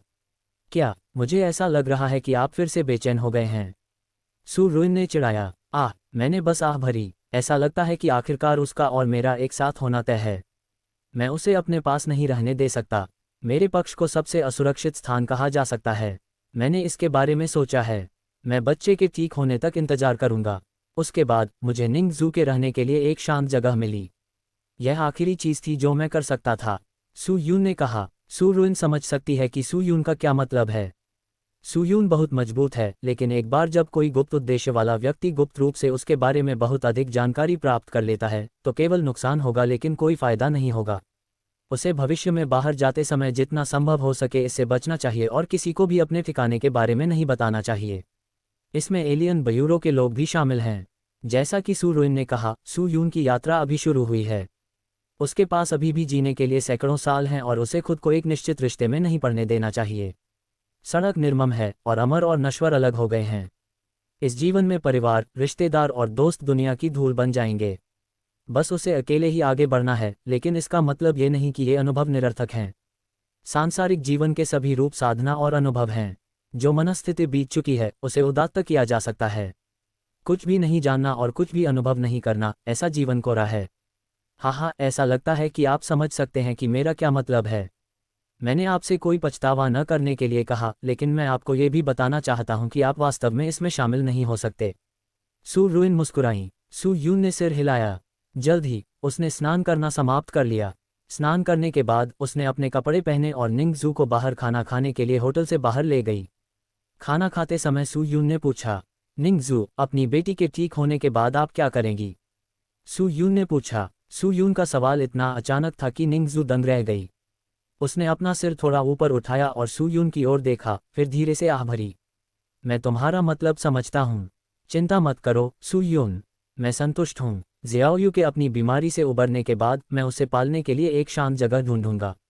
इस जीवन के लिए बस इतना ही। निंगजू मुस्कुराए। सू यून ने और कुछ नहीं कहा, बस सिर हिलाया और फिर उसके लिए एक घर की तलाश की। एक उपयुक्त घर ढूंढने के बाद सू यून ने फ़ोन किया और वहां के मालिक से संपर्क किया। जब तक स्थान उपयुक्त था उसे इसकी परवाह नहीं थी कि इसकी लागत कितनी होगी। उन दोनों ने ज़्यादा बात नहीं की और सब कुछ बहुत नीरस लग रहा था। खाना खत्म करने के बाद घर के मालिक ने फ़ोन किया और उनसे घर आकर देखने को कहा। सू यून भी तुरंत निंगजू को वहां ले गई। घर की पुष्टि करने के बाद सू यून ने इसे सीधे निंगजू को आधे साल के लिए किराए पर दे दिया। ठीक है निंगजू, तुम कुछ समय के लिए यहाँ रह सकते हो। जब मेरे पास समय होगा तो मैं आपसे मिलने आऊँगा। निस्संदेह यदि आपकी बेटी ठीक हो जाती है तो मैं यथाशीघ्र आपको सूचित करूँगा। इस अवधि के दौरान आप बस अपनी मानसिकता को समायोजित करें। आखिरकार आपकी बेटी को भविष्य में भी आपकी आवश्यकता होगी। यदि आपको कोई कठिनाई हो तो सीधे मुझे बताएं। सू यून ने कहा। निंगजू कुछ कहना चाहती थी, लेकिन अंत में उसने यह नहीं कहा। सू यून के जाने तक उसने वह नहीं कहा जो वह कहना चाहती थी। अरे, आखिरकार जीवन दोहराया नहीं जा सकता सू यून, ऐसा लगता है कि आप भी इस सच्चाई को समझते हैं। निंगजू ने बड़बड़ाया, फिर मुड़कर घर लौट आए। जहां तक सू यून का सवाल है, उसके पास अमरता की खेती छोड़ने और शांति हासिल करने के अलावा कोई विकल्प नहीं है। लेकिन क्या यह संभव है? इतनी शक्तिशाली शक्ति प्राप्त करने के बाद कितने लोग हार मानने का विकल्प चुन सकते हैं? इस प्रकार आखिरकार विदेशी विश्व सम्मेलन का समय आ गया। 2 महीने बाद, यानी जून के मध्य में, सू यून, जो अपने आवास पर थी, को अचानक झाओ यी का फोन आया। मिस सू, अमानवीय विश्व सम्मेलन 3 दिनों में शुरू होगा। यदि आप रुचि रखते हैं तो आप फैंग लेनलान और जिन लोगों को आप मेरे साथ लाना चाहते हैं उन्हें साइन अप करने के लिए वुडान पर्वत पर ले जा सकते हैं। झाओ यी ने कहा। जब सू यून ने खबर सुनी तो वह तुरंत मुस्कुरा दी। इतने लंबे समय तक इंतजार करने के बाद आखिरकार यह यहाँ आ गया। ओह, वैसे मिस्टर झाओ, मेरे दोस्त की बेटी कैसी है? सू यून ने सहजता से पूछा। चिंता मत करो, मैं गारंटी देता हूँ कि महीने के अंत तक तुम सामान्य हो जाओगे। मैं फिर आपको सूचित करने के लिए कॉल करूँगा। झाओ यी ने सिर हिलाया। बोलना समाप्त करने के बाद सू युनगांग ने फ़ोन रखना चाहा, लेकिन झाओ यी ने अचानक उसे याद दिलाया। अरे मिस सू, इस बार हमें विदेशी विश्व सम्मेलन के बारे में समाचार मिला है। थोड़ी परेशानी हो सकती है। तियानमिन के लोग और अंडरकरंट के लोग संभवतः भाग लेने आएंगे। इस बार विदेशी दुनिया के पुरस्कार बहुत आकर्षक हैं। ये गुप्त विधि है जो एक्स स्तर के एलियंस को एस स्तर के एलियंस तक पहुंचने की अनुमति देती है। ये चीज़ प्रथम स्थान प्राप्त कर सकती है। ये चुनयांग मास्टर झांग लिनफेंग द्वारा व्यक्तिगत रूप से सिखाया जाता है, इसलिए कंपनी इसे बहुत महत्व देती है। ये चीज़ दूसरे एलियंस के हाथ नहीं लगनी चाहिए। यह मानव संगठन के हाथों में है, इसलिए मिस सू, मैं आपसे विनती कर रहा हूँ। झाओ यी ने समझाया। सू यून ने यह सुनने के बाद तुरंत समझ लिया। हाँ, चिंता मत करो। जब तक मैं यहाँ हूँ इस चीज़ को कोई छीन नहीं सकता। इतना ही, मैं कल अपने दोस्तों और फैंग लेनलान को आपके घर लाऊंगा। सू यून मुस्कुराए। इतना कहने के बाद दोनों ने फ़ोन रख दिया और सू यून अपना सिर खुजलाने लगी। कुछ महीनों तक ऊबने के बाद आखिरकार उसे फिर से कुछ मज़ा मिला। उसे लगा कि यह विदेशी सम्मेलन निश्चित ही असाधारण है और कुछ न कुछ अवश्य होगा। दिलचस्प बातें। समाचार मिलने के बाद न केवल विभिन्न संप्रदायों और संगठनों ने अपने गुरुओं को तुरंत वुडांग पर्वत पर भेज दिया, विशेषकर तियानमेन संगठन। तियानमेन संगठन को नहीं पता था कि वह कुछ करने जा रहा है या नहीं, लेकिन वास्तव में उसने समग्र रूप से वुडांग पर्वत पर जाने का फैसला किया। ज़िया साम्राज्य में कुछ अंतर्निहित संगठन भी थे। वे वुडांग पर्वत सम्मेलन में भी बहुत रुचि रखते थे। रुचि। सू यून और झाओ यी ने फ़ोन रखने के बाद वांग लिंग को फिर से फ़ोन किया, लेकिन वांग लिंग ने उसे बताया कि वह पहले से ही जानता था, लेकिन उसे लियू मेई और अन्य का अनुसरण करना पड़ सकता है। सू यून ने इसे मजबूर नहीं किया। आखिरकार वे युगल थे, इसलिए इसे कोई फर्क नहीं पड़ता। अगले दिन सू यून फैंग लान को स्ट्रेंजर ब्यूरो में ले आए। उसने निंग यू की स्थिति की जांच करने का अवसर लिया। निंग यू ने ऑपरेशन पूरा कर लिया था और वर्तमान में ठीक हो रहा था। उसकी जीवन शक्ति ठीक होने लगी थी और वह अब पहले जैसी नहीं रही। वह बीमार लग रहा था। सू यून ने निंग जू के पास एक वीडियो लिया और निंग जू से कहा कि वह महीने के अंत में बच्चे को देखेगी। निंग जू ने मुख्य रूप से सू यून को धन्यवाद देने के लिए एक संदेश भी भेजा। ठीक है, ये लगभग पूरा हो चुका है मिस सू, चलिए। लैन झाओ यी के तैयार होने के बाद उसने उन दोनों को अपने पीछे आने का इशारा किया। वे सीधे कार से गए होंगे। वे अधिकतम आधे दिन में वुडांग पर्वत तक पहुंच सकते थे। एक काली कार जियांगजू के शहरी क्षेत्र से निकलकर जियांगजू शहर के उत्तर पश्चिम की ओर चली गई। रास्ते में सू यून को विदेशी आभा में बहुत सारे उतार चढ़ाव महसूस हुए जो वुडांग पर्वत की ओर जा रहे थे। परग्रही दुनिया में यह निश्चित रूप से एक भव्य घटना है। श्रीमान झाओ, क्या आपको लगता है कि इस विदेशी विश्व सम्मेलन में कुछ अप्रत्याशित घटित होगा? सू यून ने मुस्कुराते हुए पूछा। लेकिन झाओ यी के लिए इस सवाल का जवाब देना मुश्किल है। लेकिन झाओ यी के हाव भाव को देखकर ऐसा नहीं लग रहा था कि वह कुछ कहना चाहते हैं। भूल जाओ, इससे मुझे कोई फर्क नहीं पड़ता, मुझे बस अपने सभी विरोधियों को हराना है। सू यून ने हल्के से कहा। माफ़ करें, यह मामला हमारे एलियन ब्यूरो का रहस्य है। मेरे लिए आपको बताना आसान नहीं है। वैसे भी तुम्हें तो बस मजा करना है। विदेशी विश्व सम्मेलन में जब तक आप लोगों को नहीं मारते, आप क्या चाहते हैं? आप इसके साथ खेल सकते हैं। झाओ यी अजीब तरह से मुस्कुराया। हालांकि सू यून अब एलियन ब्यूरो में शामिल हो गई है, लेकिन ये कहा जा सकता है कि अगर वह नौकरी छोड़ती है तो वह नौकरी छोड़ सकती है और कोई भी उसे प्रतिबंधित नहीं कर सकता है। दूसरे शब्दों में, सू यून कहती है कि वह एलियन ब्यूरो की सदस्य है, लेकिन वास्तव में वह नहीं है, ये सिर्फ नाम के लिए है। अभी अभी एलियन ब्यूरो में शामिल हुआ हूँ, इसलिए वे अभी भी सू यून के बारे में 100% आश्वस्त नहीं हो सकते। यही कारण है कि हालांकि सू यून एलियन ब्यूरो में शामिल हो गई, लेकिन उसकी निगरानी करने वाले लोग कभी नहीं गए। इसके विपरीत अधिक शक्तिशाली एलियन ब्यूरो के कर्मचारियों को भेजा गया। सू यून की निगरानी करना, ये सब समस्या की व्याख्या करता है। सू यून को कोई परवाह नहीं है। वह जानती है कि एलियन ब्यूरो उस पर पूरी तरह भरोसा नहीं कर सकता, चाहे कुछ भी हो जाए। आखिरकार अगर वह होती तो वह भी यही करती। असुरक्षित लोग एक अनिश्चित कारक हैं। वास्तव में उस पर कौन भरोसा कर सकता है? उस तरह के लोग। धीरे धीरे समय बीतता गया। कुछ घंटों बाद वुडांग पर्वत की तलहटी में स्थित इस स्थान पर लगभग हर दिन भीड़भाड़ रहती थी। उनमें से अधिकतर पर्यटक थे। निस्संदेह इन दिनों वहां अधिक लोग थे। सू यून अपनी चेतना के साथ बड़ी संख्या में लोगों को देख सकती थी। एक आदमी पर्यटकों से घुल मिलकर वुडांग पर्वत की ओर चल पड़ा। वुडांग पर्वत पर जाने के दो रास्ते हैं। एक तरीका यह है कि पहाड़ी रास्ते पर चलें और पर्यटकों की तरह धीरे धीरे चढ़ें। दूसरा तरीका है अवलोकन कार को ऊपर ले जाना। ऊपर जाने का कोई रास्ता नहीं है। ठीक है, हम यहाँ हैं। आपको वुडांग पर्वत तक जाने के लिए टिकट खरीदना होगा। क्या आप केबल कार से ऊपर जाएंगे या पैदल चलेंगे? झाओ यी ने पूछा। सू यून ने टिकट खिड़की से टिकट खरीदने और पहाड़ पर ऊपर जाने वाले लोगों की इतनी घनी भीड़ को देखा और वह मदद नहीं कर सकी, लेकिन उत्सुकता से पूछा, ये वुटांग संप्रदाय एक महीने में कितना पैसा कमा सकता है? इस सवाल ने झाओ यी को हंसने पर मजबूर कर दिया। 50-50, आधा पर्यटन ब्यूरो के लिए और आधा वुडांग पर्वत के लिए। ये वुडांग संप्रदाय हमारे ज़िया साम्राज्य में सबसे अमीर विदेशी संप्रदायों में से एक है। वुडांग संप्रदाय की देखभाल के लिए ज़िया साम्राज्य के वित्त ने यहाँ बहुत सारा पैसा निवेश किया है। आखिरकार हमारा ज़िया साम्राज्य सबसे अमीर संप्रदाय है। सबसे ताकतवर अजनबी वुडांग पर्वत में है। वास्तव में मैं इस बात को लेकर बहुत उत्सुक हूँ कि आपके और मास्टर चुनयांग के बीच कौन मजबूत है और कौन कमजोर है। झाओ यी ने उत्सुकता से पूछा। सू यून भी ये प्रश्न जानना चाहती है। बस इसे आजमाएं और आपको पता चल जाएगा। मैं टिकट खरीदने की योजना नहीं बना रहा हूँ। लैन मेरे साथ आती है और मैं तुम्हें दूसरी दिशा से ले जाऊंगा। सू यून हंसे, फिर फैंग लान को खींचकर ले गए। आपको अभी भी टिकट खरीदना होगा। आपका यहाँ छिपकर आना नियमों के विरुद्ध है। झाओ यी तेजी से चिल्लाया। लेकिन सू यून ने पहले ही अपना मन बना लिया है। मजाक कर रहा हूँ, जाहिर तौर पर ऊपर उठने का एक आसान तरीका है, तो इसमें इतनी परेशानी क्यों होती है? सू यून, क्या आपको लगता है कि वुडांग पर्वत की आभा असामान्य है? ये स्थान संभवतः कैंगलान स्टार की आध्यात्मिक शिरा है। मुझे याद है कि पहले यहाँ एक शक्तिशाली संप्रदाय तैनात था। ये वुडांग पर्वत नहीं है। क्या ऐसा हो सकता है कि उसे यह उस संप्रदाय से विरासत में मिला हो? सू रुइन ने अचानक कहा। सू यून झाओ यी से छुटकारा पाना चाहती थी। इसका कारण ये था कि वह वुडांग पर्वत को करीब से देखना चाहती थी। वुडांग पर्वत आध्यात्मिक ऊर्जा से भरपूर था, जो अन्य स्थानों की तुलना में बहुत समृद्ध था। शेंजू युग में इस जगह का एक मालिक था। यह एक शक्तिशाली संप्रदाय था जिसे जियुतियाडांग दानव संप्रदाय कहा जाता था। यहाँ का एक बड़ा क्षेत्र जियुतियाडांग दानव संप्रदाय का क्षेत्र था। उस समय सू रुइन को घेरने वाले 3 शिखर नेसेंट सोल मास्टर्स में से एक इस संप्रदाय से आए थे, इसलिए सू रुइन और सू यूं इस जगह से विशेष रूप से अपरिचित नहीं थे। हालांकि हजारों वर्षों के बाद ये संप्रदाय गायब हो गया और इसके स्थान पर वुडांग संप्रदाय अस्तित्व में आया।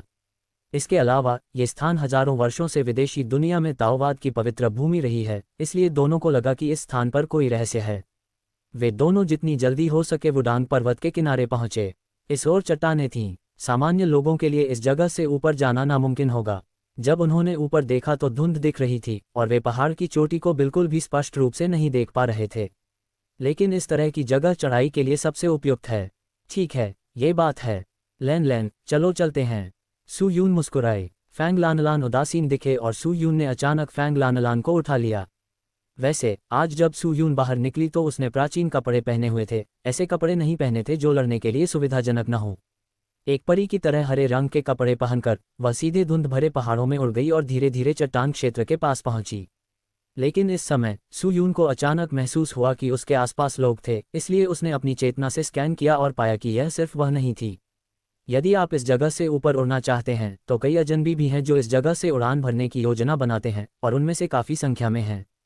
ये स्थान एक पहाड़ी जलधारा का मुहाना है और पहाड़ी रास्ते पर जाने वाले पर्यटकों के लिए इस स्थान को देखना असंभव है। हालांकि वुडांग पर्वत खड़ी है, लेकिन अधिक शक्तिशाली अजनबियों के लिए ऊपर जाना केवल समय की बात है। यह उड़ रहा है, यह उड़ रहा है।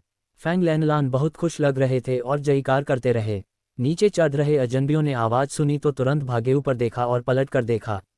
जब उन्होंने इसे देखा तो उन्होंने तसिंगी में एक महिला को उसकी बाहों को पकड़े हुए देखा। एक लड़की उनके सिर के ऊपर से गुजर गई। क्या मैं जाऊं, उड़ जाऊं? कोई रास्ता नहीं, किसी ने चिल्लाकर कहा। कुछ एलियंस वास्तव में अपनी क्षमताओं से उड़ सकते हैं, लेकिन बिना किसी अपवाद के जो एलियंस उड़ सकते हैं वे कमज़ोर नहीं हैं। कई लोगों ने सू यून को हवा में उड़ते हुए पाया है। सू यू बहुत तेजी से उड़ती है और एक पल से भी कम समय में वह उड़ जाती है। चट्टान के नीचे पहुंचकर सू यू ऊपर की ओर उड़ने लगी। चढ़ते समय मैंने कई अजीब लोगों को चट्टानों पर चढ़ते देखा। इनमें से प्रत्येक व्यक्ति ने अपनी जादुई शक्तियां दिखाईं। केवल थोड़ी सी रिले के साथ वे 10 फीट से अधिक कूद सकते थे। अरे बकवास, क्या तुम परी हो?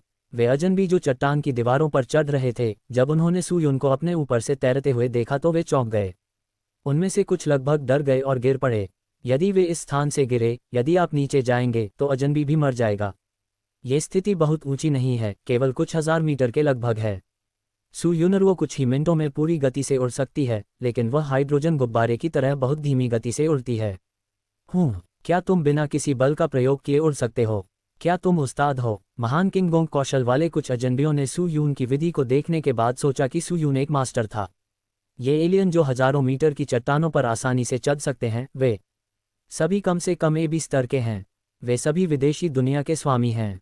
यदि आप उन्हें देखें तो उनमें से बहुत सारे हैं और वे सभी विभिन्न प्रकार के अजीब तरीकों से सजे हुए हैं। सू यून की तरह ही कपड़े पहनने वाले कई लोग हैं। साथ ही ताओवादी। आप किस संप्रदाय से हैं? कुछ युवा अजनबी सू यून को चिल्लाने से नहीं रोक सके। सू यून बस उन्हें देखकर मुस्कुराए और उनकी नज़रों से ओझल हो गई। कुछ मिनटों के बाद वुडांग पर्वत की एक चट्टान पर कई एलियंस ऊपर चढ़ गए थे और आराम करने के लिए यहाँ बैठे थे। वे सभी विदेशी दुनिया के विभिन्न संप्रदायों से आए हुए थे, ज़्यादातर ताओवादी संप्रदाय से थे। ऐसे महत्वपूर्ण दिन पर ये सभी अपने अपने संप्रदाय के कपड़े पहनेंगे। आप जानते हैं, कई ताओवादी संप्रदाय हैं। मैं थक गया हूँ। मास्टर, आप ऐसा सोचते हैं? आप केबल कार को ऊपर क्यों नहीं ले जाते और चट्टान पर चढ़ना है? मैं अभी इतना डरा हुआ था कि मुझे गिरने का डर था। एक युवा ताओवादी पुजारी ने शिकायत की। आप क्या जानते हैं? क्या आप जानते हैं कि केबल कार लेना कितना महंगा है? ये प्रति व्यक्ति कुछ 100 है। आप लोग और मैं शायद कुछ हज़ार खर्च करेंगे। ये पैसे की बर्बादी है। इसे रखना और अपने जीवन को बेहतर बनाने के लिए वापस जाना बेहतर है। इसके अलावा एक अभ्यासी के रूप में चट्टान पर चढ़ने का क्या मतलब है? एक अधेड़ उम्र के ताओवादी पादरी ने पूछा।